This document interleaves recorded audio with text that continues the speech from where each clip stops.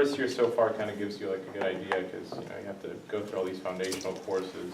So far we have property law and contracts and school procedure, and a lot of those courses are pretty boring, but you take out some interesting things. Like I never thought I'd like property law, and that's one thing I've kind of been thinking about. But yeah, I mean, you have a lot of time to kind of explore and figure stuff out. So that's really the stage I'm in. So I can't really say that I actually have like a firm basis yet, but still trying to figure it out. Okay, I wanted to let you all know, just on a very basic level, I'm incredibly impressed. Yeah. I've seen some, I haven't participated, I didn't even participate in moot court in law school, but I have seen some competitions, and I'm honestly very impressed with the job that all of you have done.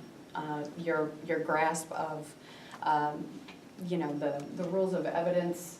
I read through transcripts, trial transcripts every single day. And I very rarely see such quick references to the numbers as quickly as you all have. I tried to throw you off a little bit, with the objections. I kind of just tried to see how everybody would react. So that's what I did.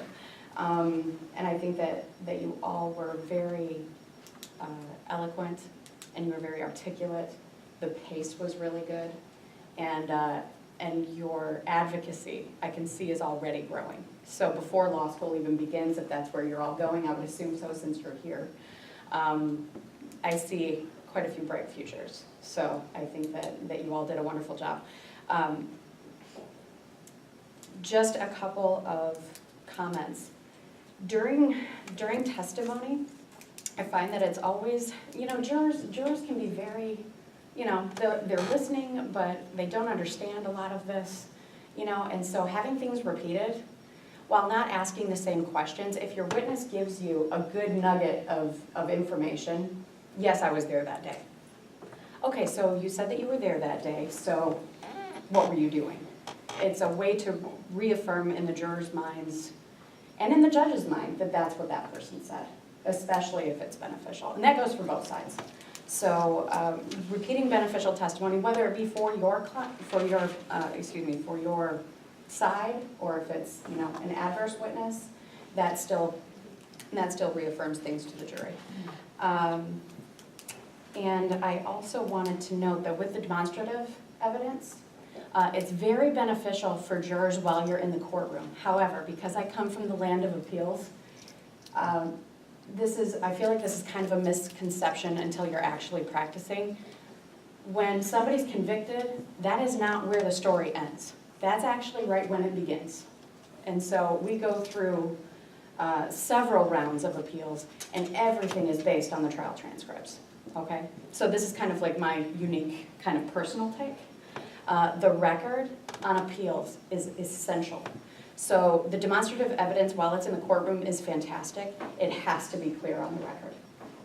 So when the court reporter is, taking down everything that you're saying, when you say either when you're questioning a witness or during your opening or during your closing, he was working on this end of the park. That does nothing in the record.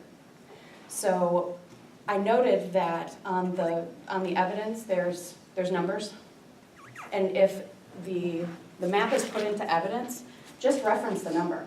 Say, may the record reflect that I'm pointing at number 9, or you could just say, over here at the hamster wheel, number 7, if that's what it is. That makes the record clear that that's what you're pointing to the jury, and that can help explain a lot of things on appeal. So those are just my overall comments, but coming from the land of appeals, the record has to be clear. Okay, so I guess that's my take. I just wanted to let you know I'm really impressed with all of your work, and all of the characters, awesome. Especially the accent, seriously, it was great.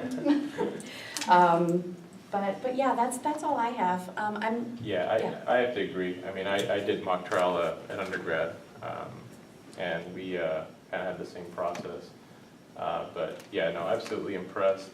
I think being in mock trial, and then I also was an administrator. I was a mock trial chair for File Fidelity, if you guys are a member of that. But yeah, you really kind of see a lot of different things. One thing I focus on a lot is kind of like how you present yourself, and what I really noticed, and I struggled with in undergrad, was the hand motions. You know, I'd always do I don't know if you guys still have the infamous, the penguin.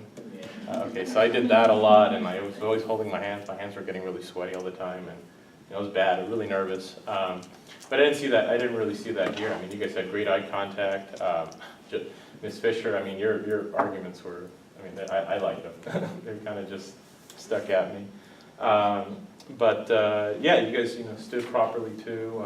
That's really what I focused on a lot. And yeah, definitely a lot of potential.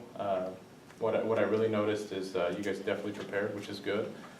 You'll come to know that when you take RWA, which is the writing class, you have to take research writing and analysis. It's really all you're doing. You're formulating your arguments, doing the research, and that's really where the money comes in.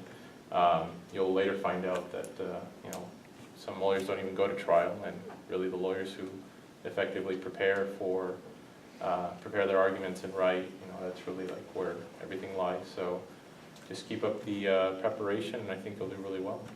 But so far it's been good. Do you guys have any questions for us? Yeah, law Or anything school like or, that? I was gonna ask if you come for individual comments after the general session. yeah. Yes. Absolutely. Absolutely. Whether